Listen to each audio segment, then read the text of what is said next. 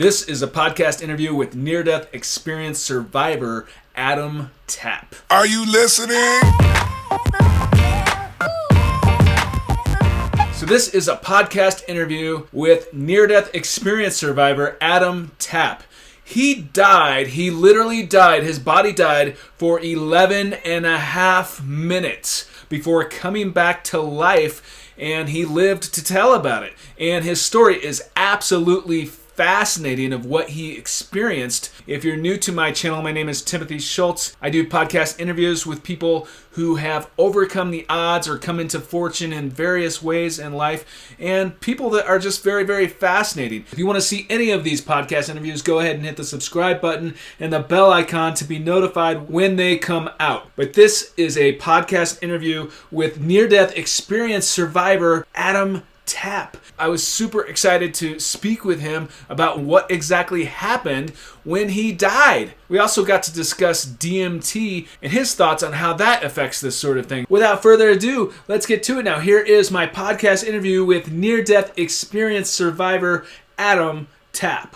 So I'm here with Adam Tapp, who had a near-death experience, and it's just an extraordinary story. But Adam, how are you today?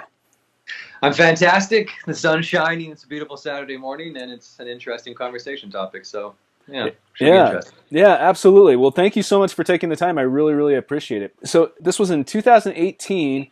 You literally died for 11 and a half minutes you were working on, well, I'll let you, so what happened? Yeah, so as a hobby, I do a lot of woodworking, doing like epoxy tables and different things.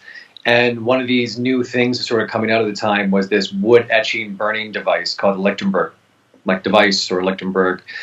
Generator. And what it does is you take a microwave transformer, you strip every possible safety feature from it, and you plug it into a wall, and it takes 110 volts and turns it into 13,000 volts DC.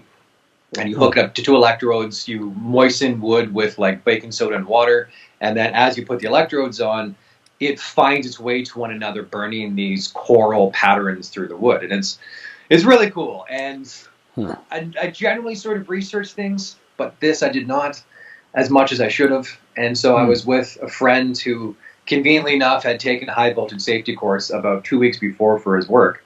And we were etching the wood. I'm wearing insulated boots and a couple drinks. And I remember I was moving one, and then I pulled my hand back, or at least I thought I did, and my other hand was too close. And I think maybe the humidity or a combination of a number of things, but it just arced into my hand. And it was funny because it was almost like mid-conversation, and then all of a sudden this almost not understandable pain, to a point where it was just like the pain was so bad that it didn't even make sense anymore. And it was almost like just the overwhelming power, because it was basically going in one hand, across my chest, and out the other hand. Wow. And I remember just sort of being there, talking to Mark, and all of a sudden, just this snap, and like the most excruciating pain I ever could have imagined. It was just, couldn't think, didn't even barely know what was happening. But I remember thinking, I think I'm being electrocuted.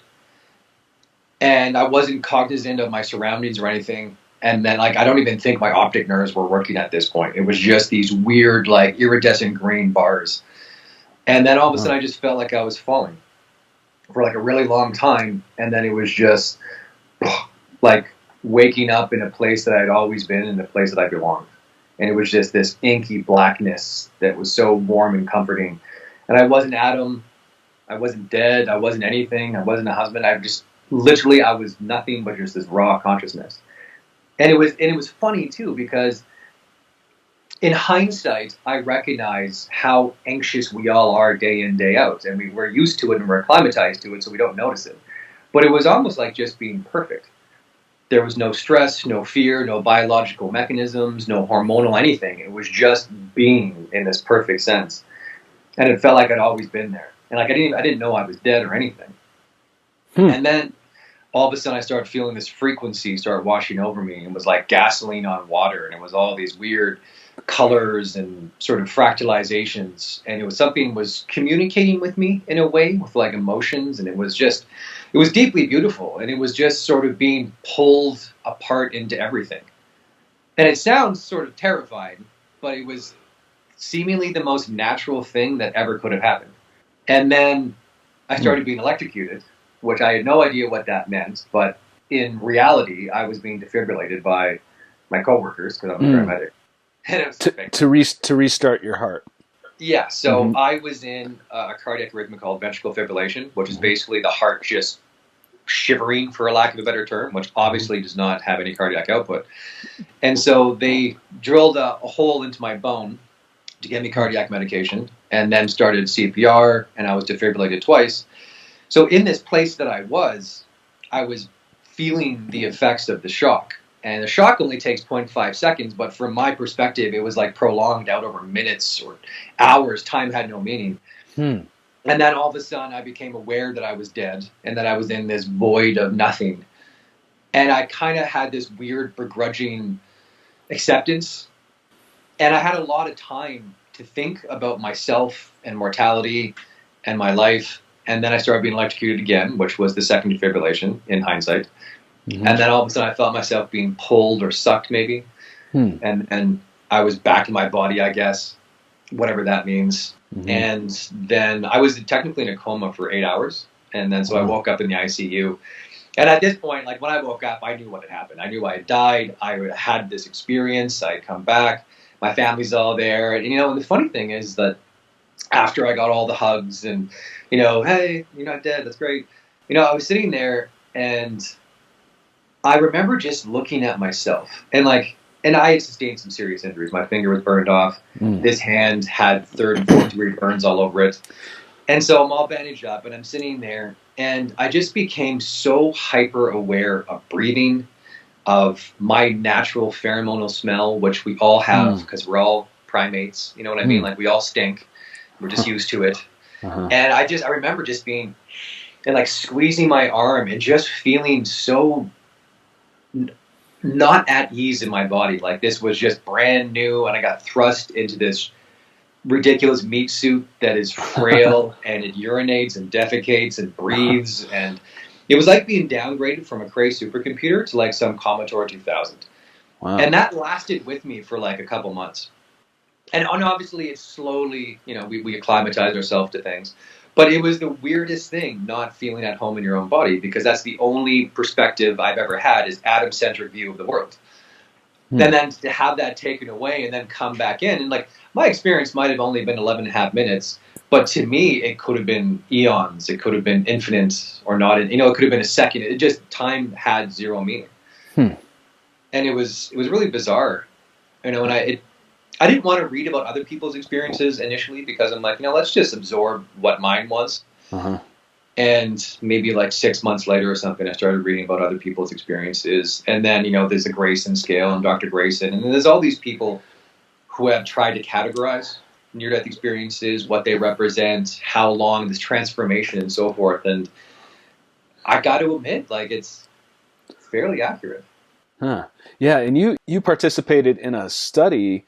Correct me if I'm wrong, but it was right around 160 people that died, that had near-death experiences, that came back to life, that were sharing their experiences, and overwhelmingly they found through the text, I was reading this anyway, correct me if I'm wrong, but through the text mining, meaning that people wrote their experiences out through the analyzation of the words, that it was mostly positive for people, that it was overwhelmingly a positive experience. Words like beautiful and loving and so forth. I feel like loving is very much an interesting component of them. And for me, I felt a deep sense of love from the universe, but also this recognition that it was also from me simultaneously, and that I somehow was everything and we all are everything. You know what I mean? I'm not a religious person. I'm agnostic. I guess I believe in everything a little bit. The notion of this bearded man in the sky judging me and watching me have sex and all this weird stuff is so bizarrely ridiculous to me. But it's just people trying to explain something, right? In a way that is palpable to the masses. And I understand that. To me, though, I just feel like we're all just a facet of an infinite complexity trying to experience itself in the best way that it can. You know what I mean? We're all just energy in an environment that is profoundly dangerous. You know what I mean? We're all Yeah. just here doing the best we can, and then we die. Hmm. And it's before that statement would have made me feel uncomfortable, and now I find it very pacifying, which is interesting. So how do you view death now? How did you view it before this happened, and how do you view it now? Well, it's funny because like I've been a paramedic for 17 years, and I've seen a lot of people die in pleasant ways and horrifying ways. Like it's just the nature of the job. And I feel that I've always very objectified that and just sort of pushed over there as this is something external to me. This is my job. And like most people, you just ignore the looming threat of your mortality. But I've also known that, you know, life can snatch right out of you at any moment in time. Like there's no rhyme or reason. And I feel that I just deferred it to a later date. You know, I didn't really want to think about it. And the idea, if you really come down to thinking about the nature of existence, and that someday everything that is Tim or everything that is Adam will just cease to function, is actually rather terrifying. But, you know, in some weird way, I sort of confronted that while I was dead in this prolonged period of self-reflection, I guess, and came to terms with it. And then perhaps knowing that maybe there is something else after death is a little bit more pleasant. You know, like there's an interesting sort of anecdote that palliative nurses have come across. And that when people are on their deathbed, it's, you know, the parishioners of the big three, like Judaism, Islam, and Christianity, that tend to have this looming foreboding of death and, you know, this horrifying notion of I'm going to be judged and go to hell. Whereas like Buddhists and atheists are just like, yeah, I've done this a million times, or it's okay, I'm just going to turn off, and that's the carbon cycle. And you know what I mean? So it's perspective of death and mortality, I think, has more to do with what we think comes after than the actual idea of death itself. But, you know, that's subjective. Sure. Did you fear death before this happened? Well, you know, it's funny because there's so many people like, I don't fear death or this or that. And it's like, well, you've never been confronted with mortality yet. I can say I'm not afraid of great white sharks right until I'm in the water with a great white shark, and then all of a sudden I'm terrified of it. So I think everyone is scared of death because it's unknown, it affects us all, it's looming over our shoulder, and it very much reflects the absolute chaotic nature of life. And it personifies that we have control over nothing. The very fact that we're aging and oxidizing slowly, it's always that reminder that we really had control over nothing. And I think that most people just ignore it. And yeah, man, I was totally afraid of death. You know, and I'm sure that if you had asked me 5 years ago, I would give some machoistic response and whatever, I'm not afraid of death. And the reality is that we all are. You know what I mean? Like, we're afraid of life just as much as we're afraid of death. It's an interesting dichotomy. Yeah. No, it is. And, you know, it's one thing that we all have in common that happens to everybody. So it's fascinating. So first of all, before I get into too much of this, did you see a white light or anything? Because, you know, that in our media anyway, that's the way it's presented. A lot of people have had these experiences. Well, here's my opinion on this, is that we live in a theocracy, whether we like to admit it or not. You know what I mean? Like, yes, it's democratic, but we're based on good old-fashioned Christian values. Whether you're in the States or Canada, we were founded by these ideals that were pushed into our culture, that we pushed on other cultures who were here before us, obviously. And so a lot of the ways that we look at things are tainted by the notion of Christianity. And I have nothing against religions. They do great things. They do some bad things. It is what it is. But I feel like the notion of this white light is just sort of perpetuated from sort of Christian mythology. And don't get me wrong, a lot of people say, I saw a white light, I saw this, or I saw a robed, bearded figure or something. I'm like, whatever, man. You know what I mean? Our minds project perhaps what we think we should see. I don't know. You know, maybe my previous belief structure is what gave me my experience, which was probably a little bit more abstract than a lot of people's.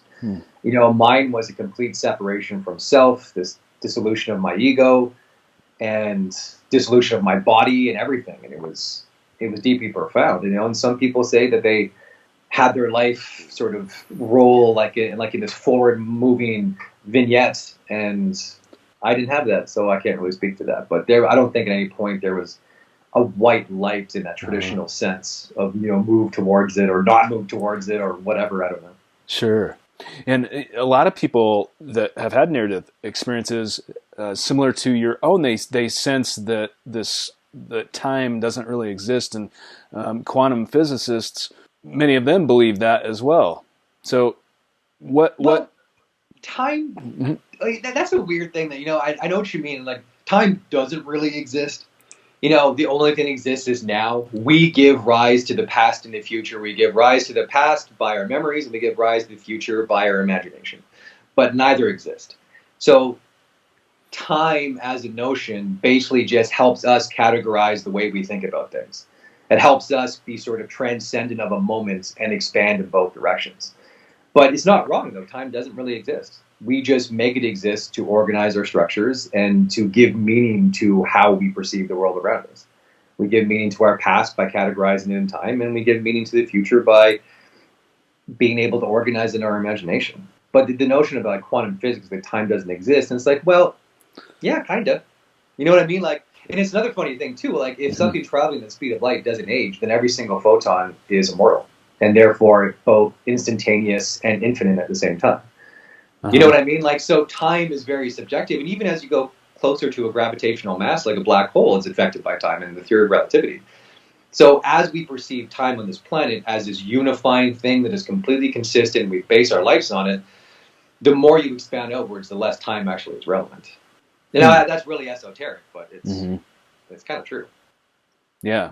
So with your experience, what are your thoughts with what exactly happened? Do you believe that your soul, your energy left your body?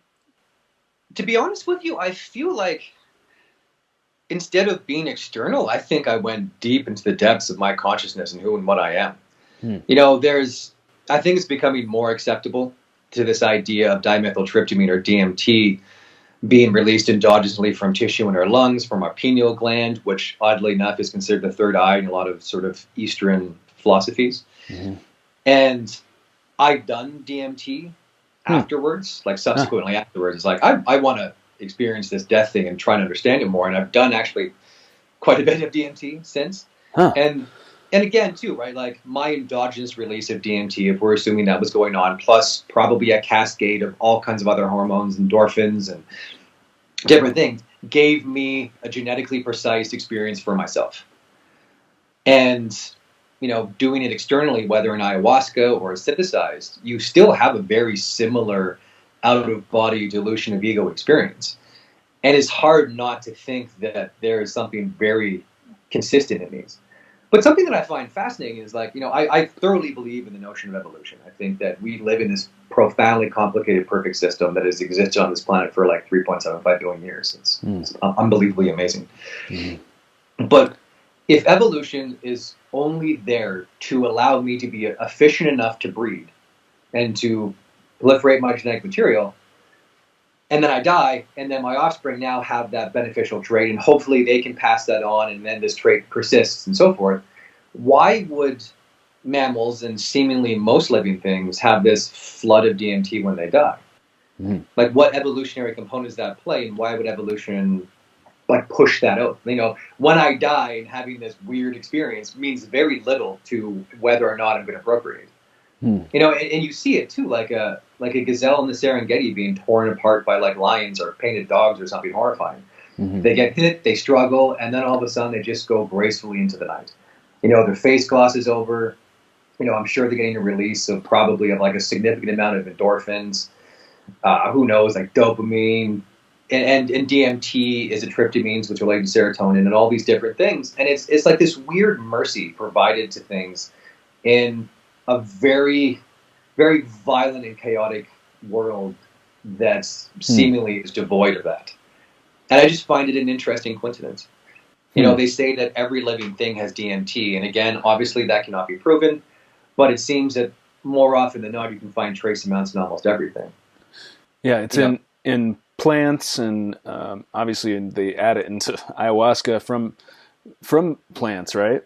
Yeah. And, and even within our own brains, like mammalian brains contain DMT, and it's found in trace amounts in our urine, and also 5-MeO-DMT, which is an algorithm of DMT, which is anecdotally considered the most powerful hallucinogen. But it's funny that these things exist in our brains already naturally. And again, what is the evolutionary point of that? people call it the spirit molecule, the God molecule, and all these different things. And, I feel like death previously was very taboo in science. But it seems that now it's becoming a little bit more explored.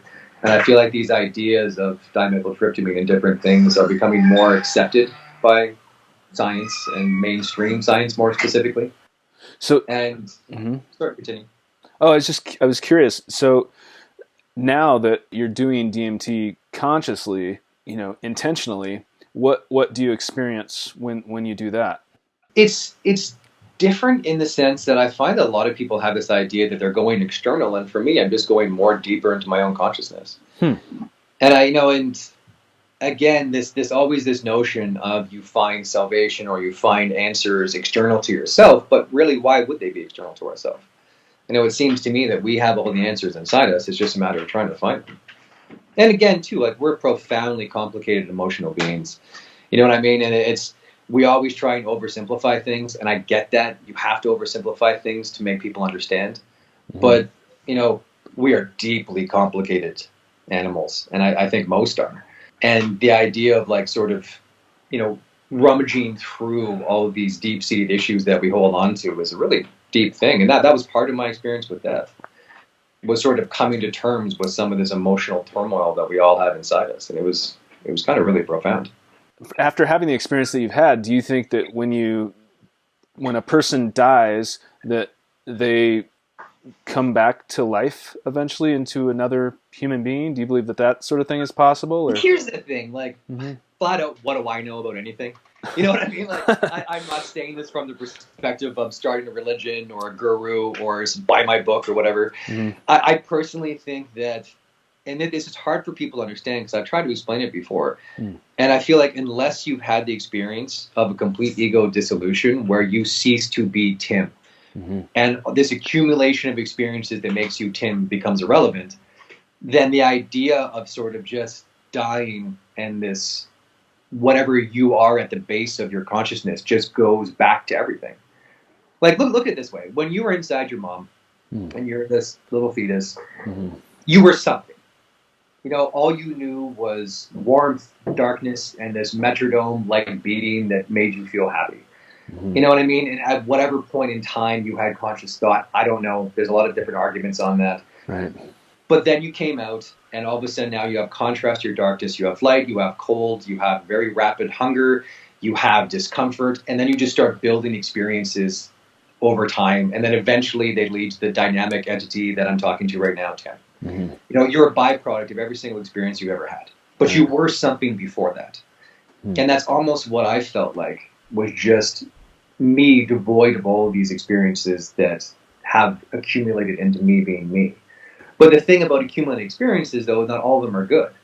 You accumulate a lot of negative experiences through life. You accumulate pain, sadness, fear, loss, rejection, and all these things sort of accumulate. And so we are really this dichotomy of trying to be good, trying to be happy, and then the rest of us that is almost like dragging us down in this weird sense of like cynicism and loss and trying to protect us from further hurt and stuff like that. And it was just being devoid of that.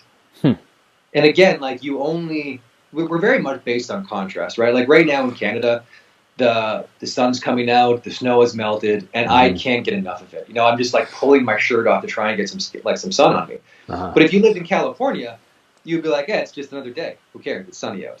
You know what I mean? So everything's based on contrast. And so for me, having that period of not having all this nonsense that seemingly has followed me throughout my life, it was just this really deep sense of like, wow, like, we are literally garbage pits, and we just accumulate emotional stress throughout our entire life. And then there was that weird moment of just not having it. You know what I mean? And if I had a body to be in, I probably would have taken this really deep breath and just been like, wow, like, I feel perfect. I feel like, like a little kid. There's no stress, there's no reality, there's no nothing. It's just existence in this peaceful state of warmth and happiness. And it was nice. And I feel that psychedelics have a tendency to sort of have similar experiences. And whether that's a representation of death for everyone or just me or whatever, I don't know. It's hard to say. Yeah, that's very interesting. We all die. That's one thing that we all have in common is death. At least seemingly, we all die. So a lot of people are terrified of it. So what would you say to someone that either has a terminal illness or just that is afraid? Well, regardless of whether you have an illness or there are no guarantees. So what do you tell someone that is just terrified of death? Well, again, too, like to me, it's an evolutionary response, to an extreme. Like, for millions of years, and even like, the advent of modern Homo sapiens was 200,000 years ago. And like before that, hominids, several million years before that, we've all evolved to survive. You know what I mean? That is the driving evolutionary force that I think is intrinsic in our genetic material to survive. It's intrinsic in everything's genetic material. You know what I mean? Like it's that struggle to keep going. And so, in some people, this level of this genetic sort of component of I need to be afraid because fear keeps me vigilant and then vigilance keeps me alive. And it's like, fair enough.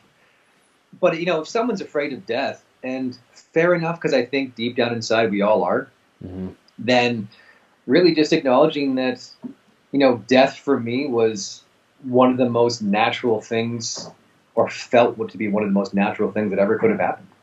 And it is literally one thing that binds every single living thing that's ever existed on this planet. And that's, to me, is kind of peaceful.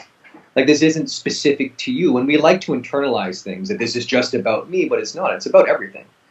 We live in a cycle that requires this. And, a lot of people want to live forever or live longer or this and that. And fair enough, but life's unfair, man. Being alive is profoundly dangerous. I know that sounds stupid, but it's actually true. Like, the entire universe is trying to kill us. It moves towards entropy, you know what I mean? Like basing things down. And the very fact that we're alive seemingly defies logic. And it's just, if I said to someone who was terrified of death, it's like, maybe you should try enjoying life more. You know what I mean? Like, it's, if you're here and you're terrified of death, you're just being terrified of something that is inevitable, and just maybe focus on how beautiful life is.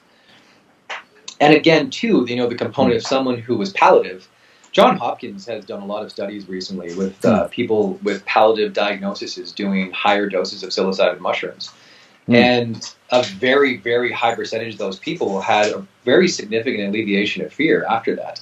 And perhaps because you get this feeling or this sensation that maybe there is something else, that maybe isn't me just turning off or some burning brimstone nonsense or something like that.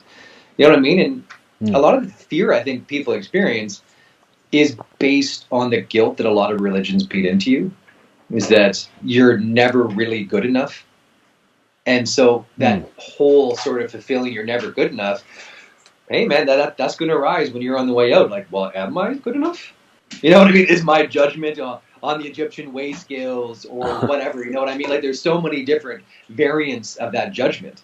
How am I gonna be judged? And I think that's one of the biggest contributing things. But you can't strip away people's, religious belief structure, and that's fine. But, the psilocybin studies are actually really interesting. And if anyone was palliative and was afraid of death, and rightfully so, because there's nothing wrong with that, then I would say maybe research the psilocybin palliative studies and see what that means to them. Because, again, too, right, like you can hear something from someone and it means whatever it means to them, but experiencing it is something else entirely. And, and like experiencing a version of death before death, if someone might call it that, it's an interesting notion. Like Brian Mascara wrote The Immortality Key, which a book came out about a year ago. And it's an idea about how Paleo-Christians were basing their religion on these Greek psychedelic experiences, like the mysteries just north of Athens and stuff. And it was based on ergot, which is a derivative for LSD. And he goes into this whole notion that this whole idea of religions are loosely based on psychedelic experiences. And you can see that symbology all through the world. Everywhere where you have this major culture, there's usually some underlying psychedelic that is based off of. Like the Aztecs called mushrooms flesh of the gods. All sorts of native cultures, whether it's ayahuasca or peyote or psilocybin, amanita muscaria mushrooms. It is an interesting idea that the vast majority of our ancient ancestors all derive these religious belief structures from the use of psychedelics.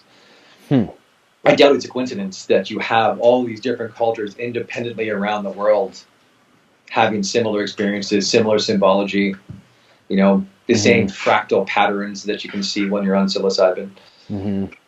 And people all over the world also have there are similarities with the near-death experiences when people die and come back. Is that? Well, we're all the same thing, right? Like, humans are innately tribal. Fair enough. You know what I mean? Like we derive from these small tribes. We like to think of ourselves as these like-minded little groups where we feel safe. And it's easy to objectify a different culture, a different ethnicity, different language across the world, and as like an us and them. But we're all the same thing. We're all Homo sapiens. You know what I mean? They have a couple thousand years of differences on different sides that maybe changed our skin color and our size, height, dietary, whatever. But fundamentally, we're all the same thing. And and when you look at things in small amounts of time, it's easy to be like, well, they're different than us. But if you look at things in, as far as I'm concerned, reality in hundreds of thousands of years, then we are the same thing. Yeah. You know what I mean? So someone in Indonesia having a heart attack, going VSA, and being resuscitated, having a similar experience to me makes sense. It'd be weird if they didn't. Or didn't have an experience at all, or whatever. You know what I mean? Like, it's, again, people like to be tribal, and they like to suggest that only we have this experience, only we as Christians, only we as North Americans, or whatever. And it's, it's just tribalism. Yeah. It's just, yeah. That's it. Yeah, that's really interesting. And I've met one other person that's had a near-death experience also that was electrocuted working on a power line years ago, but obviously I haven't met too many people that have had this experience because it's very rare. But some people have claimed that before they come back to life that they're told or they feel that it's not their time yet and that they're forced to come back. Do you have an opinion on that? It's funny, this idea of like, that I have this purpose. And I guess in a way, every living thing has a purpose, but I don't think it's as important as people like to think it is. It's not my time. It is my time. I'm here for a reason. I'm not here for a reason.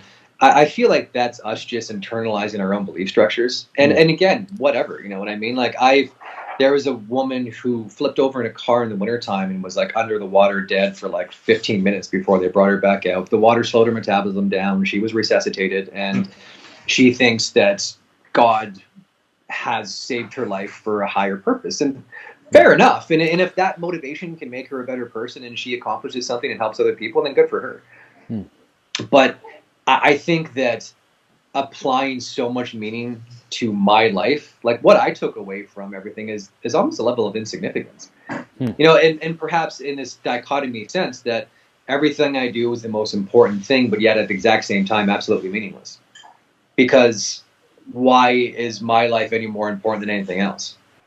We want to be important, we want to be special, and we want to have all these things. That's why there's all these stupid shows about vampires and Marvel, because everybody wants to relate to something that has magic powers or is special, and you know what I mean? We all want to feel that way.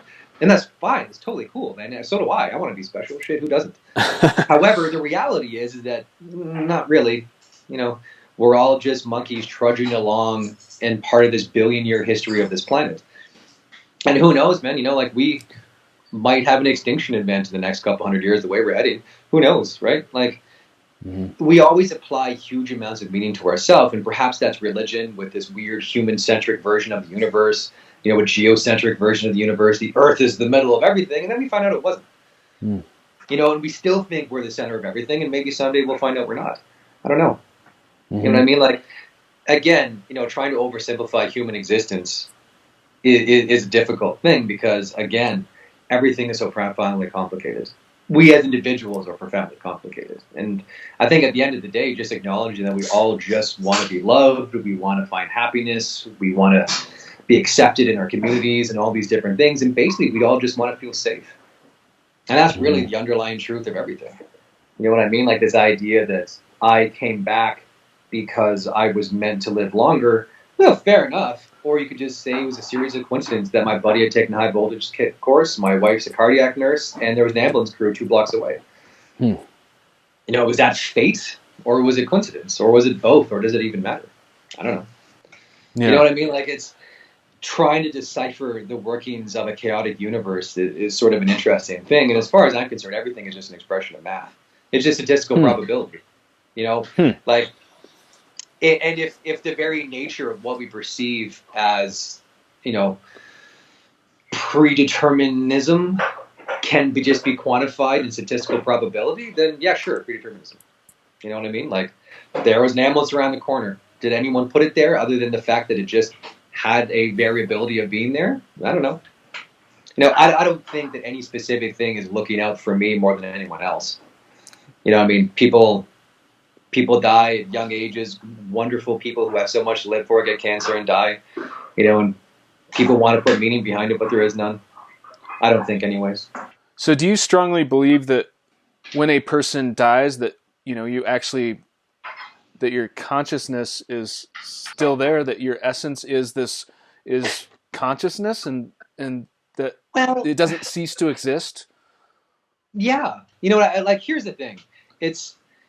I think that we view ourselves as being separate from the universe. And we view ourselves as these independent things that are struggling against this vastness. And it's like, at the end of the day, we are the universe. You know, like, and I know people say this, but it is very literal that we are literally the byproduct of dead stars. You know, like hydrogen stars, they blew up and then accumulated. They created different elements and they blew up, and silicon, all these different things. And over billions of years, we are literally just a byproduct of the universe. And by its very extension, we are an evolution of the universe.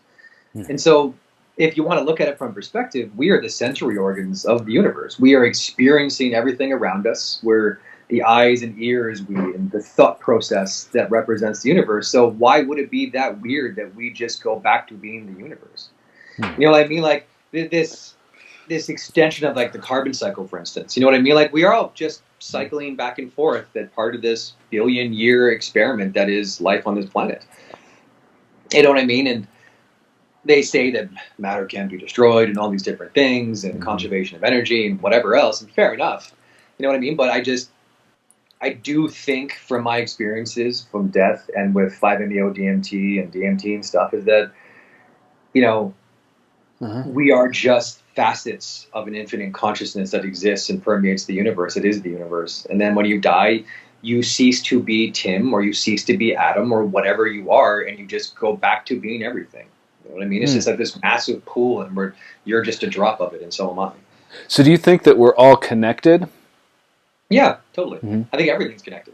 You know what I mean? Like, and again, you know, we always, you know, view ourselves as being stranded and separate from everything. And depending on where we are in our lives, that can be me stranded as an individual, or me stranded as a community, or a group, or whatever. But I don't know. I think that we're all connected. I think that we're all literally just facets of a singular, infinite consciousness. And I don't think that it plays favorites. I don't think that we can sort of divide and try and conquer, and my version of this is better than yours, and it doesn't matter at the end of the day. You know what I mean? Like, I know that the one thing about religion that I've always found so weird, and I've had friends who are religious, and my argument is always it's a geographic lottery. You know, if I was born in a slum in Mumbai, I'd be Hindi. If I was born in Pakistan, I'd be Muslim. And within that Muslim, I'm Sunni or Shia. You know what I mean? Like, we're byproducts of our environment. And then the notion that this geographic lottery will dictate whether I'm chosen or not chosen, or heaven or hell or infidel or whatever, is just so nonsensical to me. But the idea that people are trying to express in this geographic diversity is fundamentally the same thing, is that there is something else that we're, you know, a byproduct of, whether as, like, you know, this patriarchal figure residing over us, or you look at even in Hinduism with, like, Ganesh and Krishna, and, like, the creator and the destroyer and all these different things. Everyone's just trying to explain the same thing. It's just in different ways, and then it gets tribal, and people are like, well, my version of this is right and yours is wrong, and let's kill each other over it. And fair enough, we've been doing that for a long time. But to me, it's literally just people trying to express the same thing. And, and if you're trying to express something, one of the best ways to do it is in the notion of like fables or stories and stuff like that.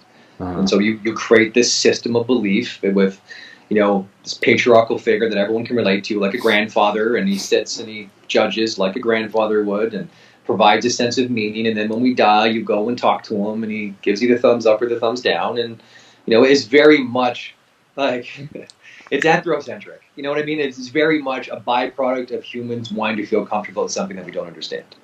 And that's fine. That's totally cool. I have no issue with that. But again, I just think that we all just go back to the source. You know what I mean? Gaia, I don't know, call it whatever you want. You know what I mean? Like and again, too, if anyone wanted to understand what I'm talking about, then go do some ayahuasca. I don't know. Some DMT.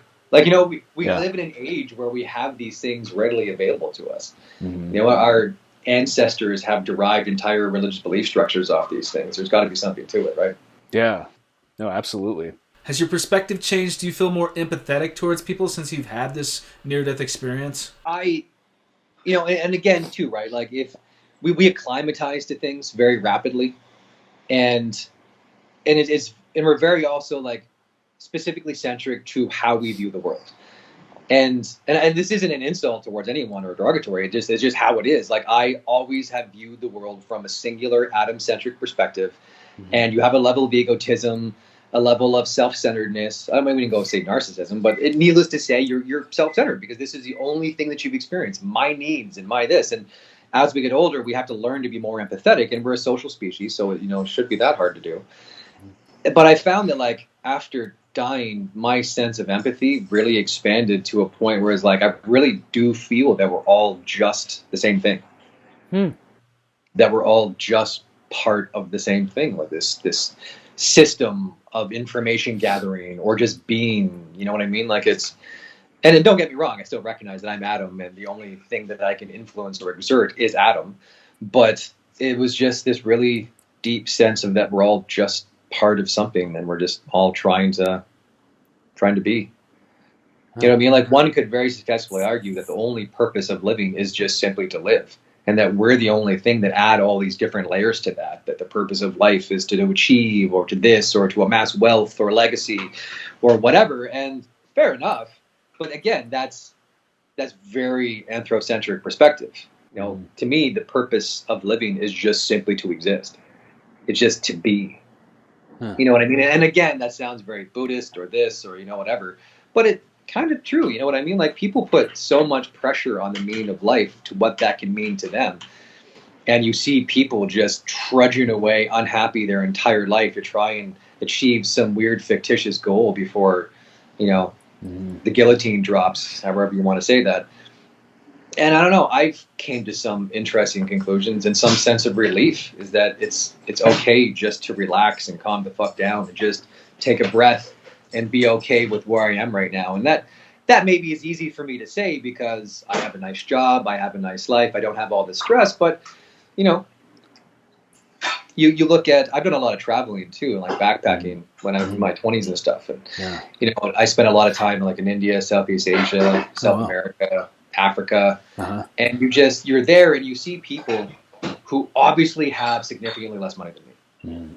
But yet, they live in this little hut with their family and they're laughing and they're happy and they're enjoying themselves. Maybe they have it figured out, maybe not, I don't know. But you come, North American perspective is everyone just has the foot on the gas and you can't take it off even for a second. And that's one thing that this whole experience helped me with is just sort of being able to relax and be like, hey man, I can just take a breath and relax for a couple minutes. And, this weird perpetual level of anxiety that permeates everyone doesn't have to be there. Yeah. We're really hard on ourselves. Yeah. Everyone is. And I've said this before, which is kind of funny. It's like, I like to think that the vast majority of us would never put up being in a relationship with someone who treats them the way that we treat ourselves.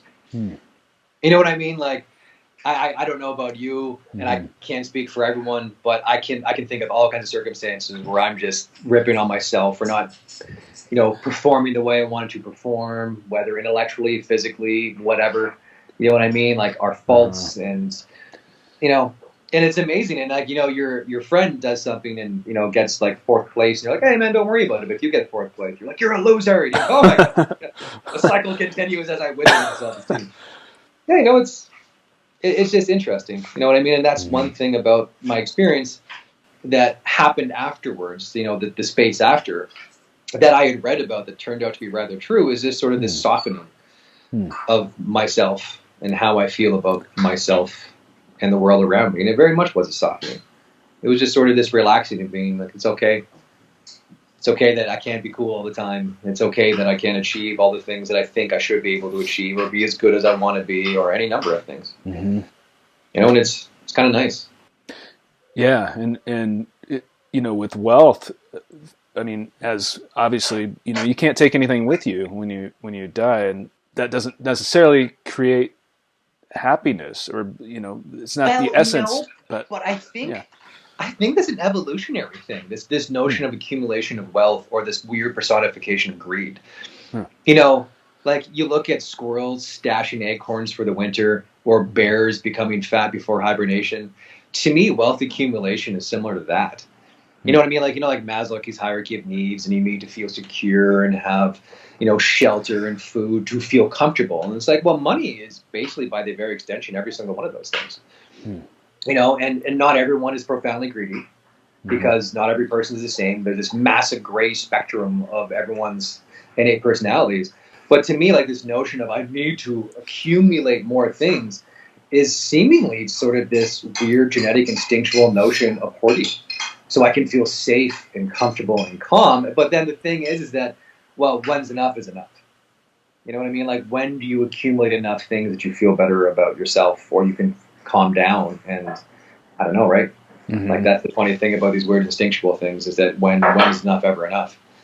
You see people just hoarding wealth. And, it seems that we're experiencing that more so now, this wealth disparity between people in our culture, and globally too, where you're having this seemingly these numbers of billionaires climbing, and for every $1 billion that they have in their bank account, that's $1 billion less that the rest of us losers have.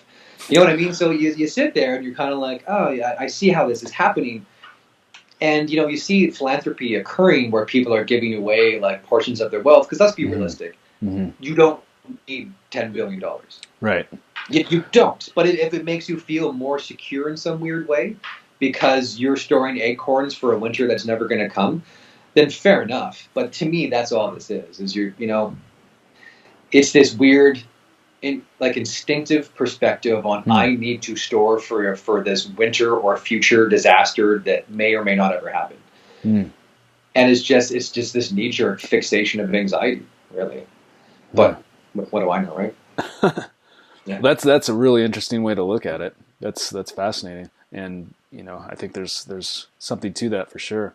We've talked about DMT and ayahuasca and these chemicals that help a person experience these types of things, but for some people they have these naturally, or at least so for myself, I've had some dreams about things before they've happened, and I've had experiences that can't necessarily be explained by our mainstream science, like dream about something before it happens or as it's happening, or out-of-body experiences, that sort of thing is really interesting. But what's your opinion on that sort of thing? Well, again, I think everything's really complicated. The idea of premonitions and having dreams and experiences that are happening simultaneously somewhere else in the world, that seems to correlate with the way I think about how we're all connected on some level. Just above what we think reality is, perhaps we're all connected in this network that we just don't understand. The idea of the future is already set, and we're just basically on a pathway, like on this car that represents time moving forward in one linear way. In physics, that is a hypothetical theory, that we're in basically everything already exists. We're just moving through it. Whether that's true or not, I don't know. You know what I mean? Like, I personally have never had an experience where I dream or think something that happens later that I can concretely say is that there's no other way around that, because, we're stereotyping animals in the sense that we see things around us, and that helps us understand things that we don't know what they are. You know what I mean? Like, I can see something I've never seen before, and I'll look at it for a minute. I'll look at the context in which I'm seeing it, the environment that it is, what it looks like. I can maybe think that's probably a fruit. I don't know, or something. Or it's a beehive. I should stay away from it. We basically formulate things. And so our imagination is basically this stereotyping supercomputer that's just constantly finding meaning in things. And so, if I had a dream about a plane crash, and all of a sudden the next day a plane crash happened, oh, is that a coincidence? Or is that me telling the future? And I don't know. And you have an equal number of people all saying that's ridiculous, it's a coincidence, and an equal number of people saying, no, it's an extension of premonition or clairvoyance or whatever. And I don't know, you know what I mean? Like, I've had all kinds of weird experience on psychedelics where I felt like, my wife and I have a tendency to do them together, and just her and I. And weird things we're experiencing each other's memories and emotions and stuff. And again, too, like, you're on a powerful psychedelic. Who knows what's going on? But again, too, like, I usually just defer to people. Try it yourself. You know what I mean? Like, far be it for me to promote the existence of something or the way the world works. That's just all I can suggest is what I think about stuff. And furthermore, you know what I mean? Like, people always like, oh, describe ayahuasca. And I'm like, it's easier. Just do it. How do you describe something that's very difficult to describe, right? That's very interesting. Is there anything else that you wanted to say today that I don't know enough to ask about this stuff?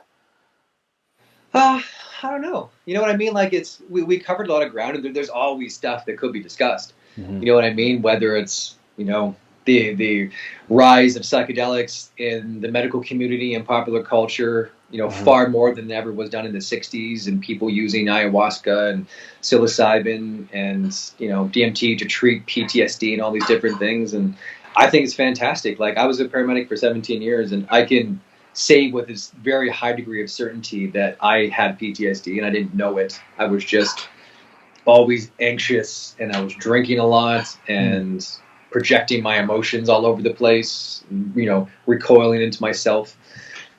And psychedelics very much helped me with that. And, it's almost like having 10 years of therapy being just wrapped up into this singular experience. But the one thing that I always find really weird is that people are like, oh, I don't want to have a bad trip. And I'm like, well, then don't do it. You know what I mean? Like, I've always thought that if something is difficult and arduous, chances are it's worth doing. And maybe I'm wrong in that, but I also think it's a perception of how we perceive medicine in Western cultures, that it's always like, well, let's not actually do the hard work of treating why I feel this way. Let's just treat how I feel with an SSRI or some antidepressant, and then therefore my problems are solved. And to me, it's like psychedelics is treating why you're depressed. It's treating why you are projecting and feeling this way and doing all these different things. And, it's hard. Like, going through and doing ayahuasca and DMT and 5-MeO DMT have been some of the hardest experiences I've ever had, but yet some of the most rewarding. And even my death, like, that shit wasn't easy. You know what I mean? There was a lot of, like, I was unsettled by it at first, but only after thinking about it and just being okay with what happened did I turn it into a very positive experience. And the psychedelics very much helped with me how I internalized that experience. Like, at the end of the day, I was electrocuted to death and lost my finger and had this crazy experience. A lot of people could have taken that a very different way, and I could have too. But, like, funny enough, I actually had phantom pain where my finger should have been. And let's be realistic, I've had that finger for 37 years at the time. So I have part of my brain is set up for this finger and moving it and feeling it and everything that encompasses it. So when it got cut off, I remember I was having phantom pain, which basically would just be burning and itchiness where my finger used to be. So, like, I'd always be trying to grab it to stimulate like I would with any other finger, and it just wouldn't go away because obviously there's nothing there to stimulate. And so it most often occurred when I wasn't thinking about anything, which was when I'm trying to sleep. And they're like, oh, here's some Percocet or some Lyrica. And I'm like, no, I'm not. That's ridiculous. I'm not doing that. So actually, within, I think it was 2 weeks of my accident, I went and did ayahuasca. And I was having this beautiful experience, and there's these colors and fractals that were very similar to my death experience. And all of a sudden, I felt my hand was, I don't know, it just felt weird. And I think my eyes were actually closed, but I was looking at my hand, and I could see my hand with this purple background, and my hand was black. But where my finger used to be was this white light that I could articulate as a finger. And I was like, I don't know, it just sort of just accepting this. And then the next day, I never had phantom pain ever again. Wow. You know, they talk about the neuroplasticity of psychedelics, and to me, that was just an expression of neuroplasticity, a very literal expression of neuroplasticity. What is neuroplasticity? Neuroplasticity is the idea that, okay, the absence of neuroplasticity is that your brain is wired in a very specific way and can't be changed. Yeah. And then, so PTSD is you're rewiring your brain to, like, say, an anxious response. Or my brain now has been wired to have a finger here, and much like a sensory deprivation tank, in the absence of stimulus, I will create stimulus. So that little segment of my brain's like, well, we're just going to make our own stimulus. And unfortunately, it was unpleasant. You know, it would have been great if it could have just been a perpetual orgasm in my finger, but it wasn't. Itching and burning. And so the neuroplasticity was almost like allowing my brain to acknowledge that there is no finger there. That's okay. Let's utilize these resources for something else and continue on. And it was also weird, too. It was just like the next day, it just felt normal. And it's felt normal ever since. Like, it's not that I'm, like, you know, deluded enough to believe this is how I was born or anything, but it doesn't feel foreign, and it feels normal, and I haven't had phantom pain since. That's fascinating. Well, there are people out there that are using this, obviously, for medical reasons rather than these drugs, pills, and stuff that are prescribed in our society. You know, like, I'm not anti-Western medicine. I'm really not. I just recognize that there is a very, very large booming economy in the pharmaceutical company. And the pharmaceutical company perhaps likes to be benevolent, but they're not always. You know, let's be realistic. You know, OxyContin was kind of a crippling thing for North America, and it still is, and that was very much to make money. And I feel, again, it's treating symptoms. And these medications, if you want to call them that, like plant medicines, have been around since the dawn of our consciousness and existence, and have been evolving for millennia in our absence. Like, they're there. And, you know, a lot of the medications that we have are derived from natural occurring alkaloids in the Amazon rainforest, or, you know, these old shamanic, you know, mixtures, and they're going in there, analyze these things, and then making synthetic versions of it. You know, like even LSD was actually, Albert Hofmann synthesized it looking for like sort of a headache cure. And he ended up creating LSD. You know what I mean? And that was basically from an old school methodology of using similar tryptamine to try and cure headaches. And so a lot of the medications that we have in modern medicine, not all of them obviously, but a lot of them are basis or derived from naturally occurring compounds.